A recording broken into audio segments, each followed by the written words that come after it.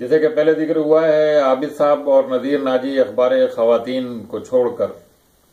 اخبار جہاں جو نیا نیا نکل رہا تھا وہاں چلے گئے، اور انہوں نے عنایت صاحب سے کہا بقول ان کے کہ یہ اخبار جہاں آپ کو بہت پیچھے چھوڑ دے گا، میر صاحب اس اخبار کو جہاں لے جائیں گے۔ اور یہی ہوا کہ اخبار جہاں میں جب نئی شاعت شروع کی، اخبار خواتین میں خواتین کی تصاویر شائستگی کے ساتھ شائع ہوتی تھیں، اور ان میں خالی شوبز کے لوگوں کی تصاویر نہیں ہوتی تھی۔ اخبار جہاں نے ابتداً شوبز کے لوگوں کی، اداکاروں کی، اداکاراؤں کی، گلوکاروں کی، ان کی تصاویر شائع کرنا شروع کی۔ اندر بھی بے شمار تصاویر ہوا کرتی تھیں۔ سلسلے تقریباً مضامین کے وہی تھے جو اخبار خواتین میں ہوتے تھے۔ عابد صاحب کہتے ہیں کہ میں نے یہاں بھی مختلف ناموں سے مضامین لکھے، اور وہی ستاروں کا حال جو وہاں بیان کیا کرتے تھے یہاں بھی انہوں نے بتایا، لکیریں کیا کہتی ہیں یہ بھی بتایا، اور بہت سارے نئے لوگوں کو اور اس میں انہوں نے متعارف کرایا، اور نئے نئے عنوانات سے بہت سارے۔ وہ کہتے ہیں کہ نذیر ناجی صاحب جس طبیعت کے مالک ہیں وہ زیادہ دن کہیں چل نہیں سکتے ہیں، اور نتیجہ یہ ہوا کہ 2-3 مہینے میں ہی نذیر ناجی صاحب چھوڑ کے چلے گئے۔ میر صاحب نے ان کو ایڈیٹر بنایا عابد صاحب کو، مگر عابد صاحب نے کہا، لکھتے ہیں کہ میں نے یہ گوارا نہیں کیا کہ میں اس رسالے کا ایڈیٹر بنوں۔ میں نے ان سے کہا کہ میرا نام سیاسی وقائع نگار کی حیثیت سے آپ اخبار پہ چھاپیں، چاہے میں کام ایڈیٹر انچارج ہی کا کروں، اور کافی عرصے تک وہ اس کام میں۔ وہ کہتے ہیں کہ جب محمود شام صاحب اور جناب مجیب الرحمان شامی صاحب بھی اس اخبار میں ان کے معاون تھے، اخبار جہاں میں ان کے مددگار تھے۔ وہ کہتے ہیں کہ میر حبیب الرحمان صاحب جو میر خلیل الرحمان کے بھائی تھے، انہوں نے کچھ افراد کو اخبار جہاں سے فارغ کیا، اور وہ افراد جو زیادہ تر بائیں بازو کی پرو چائنا اس زمانے میں گروپ بن گئے تھے، ان کے سے تعلق رکھتے تھے، یہ سمجھے کہ ان کو نکلوانے میں عابد صاحب کا ہاتھ ہے، اور کہنے لگے کہ وہ مجھ سے وقتاً فوقتاً بدتمیزی کرتے تھے، اور ایک مرتبہ تو راستے میں انہوں نے مجھے روک کر میرے گریبان پر بھی ہاتھ ڈالا۔ وہ کہتے ہیں کہ میں نے اس کا ذکر اپنے ساتھیوں سے کیا، اور ان کے ایک ساتھی مرحوم ظہور الحسن بھوپالی جو جنگ اخبار میں ہوتے تھے اور بڑے بااثر تھے، انہوں نے پھر ان لوگوں کا انتظام کیا، اور ان کی اچھی خاصی راستے میں ایسے ہی ایک واردات پر جب وہ کر رہے تھے اور ان کا گریبان پکڑ کے ان کے ساتھ بدتمیزی کر رہے تھے عابد صاحب کے ساتھ، تو کچھ لوگوں نے ان کی ٹھیک ٹھاک ٹھکائی کی،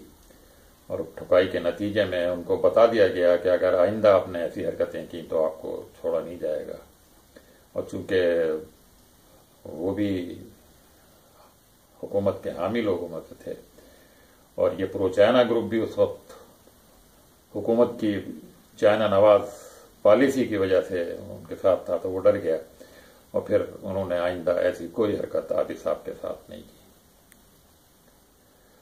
عابد صاحب بتاتے ہیں کہ اسی زمانے میں ڈان گروپ نے روزنامہ حریت جو تقریباً ڈیڈ ہو چکا تھا اس کو خرید لیا، اور اس میں بڑے پیمانے پر نئے صحافی اور خاص طور پہ مشرق سے صحافیوں کو رکھا، اور جناب فیض احمد فیض کو اس کا ایڈیٹر بنایا گیا، چیف ایڈیٹر، اور ابرار صدیقی صاحب کو اس کا ایڈیٹر بنایا گیا۔ عابد صاحب لکھتے ہیں کہ ہمیں بڑی تشویش ہوئی، اور ہم نے یہ سوچا کہ اس اخبار پر اگر پرو رشیا سوشلسٹ اور کمیونسٹ چھا گئے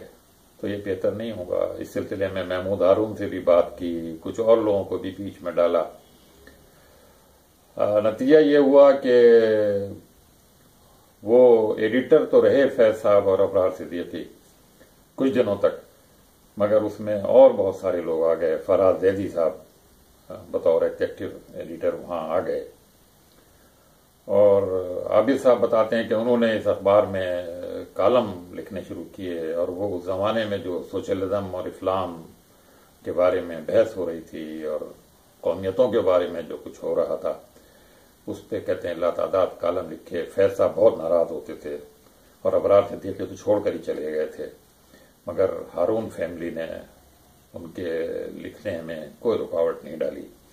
اور فیض صاحب کو یہ سب کچھ برداشت کرنا پڑا.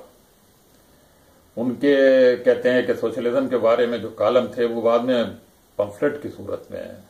شائع ہوئے. 70 سے الیکشن کے پہلے کا زمانہ ہے یہ. انہوں نے لکھا ہے کہ میں نے سندھی قوم پرستی کے بارے میں بہت سارے کالم لکھے اور میں نے بتایا کہ قوم پرستی ہمیشہ جارحیت کا ارتکاب کرتی ہے دوسری قوموں کے خلاف، اور یہ ایک جارحانہ عمل ہوتا ہے اور ایک یہ محدود سوچ کے لوگوں کا کام ہوتا ہے. کہتے ہیں میرے ان کالموں پر سندھی قوم پرست بہت ناراض ہوئے، لیکن میں نے ساتھ ساتھ